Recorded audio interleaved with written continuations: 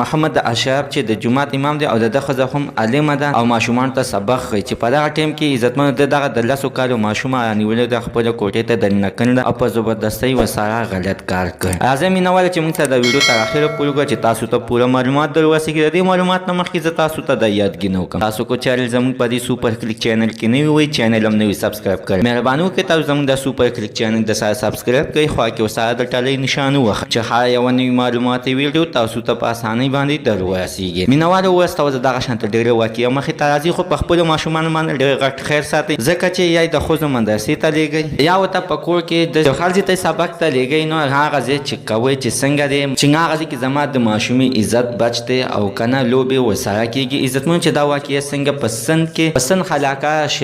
پوره کې شوې ده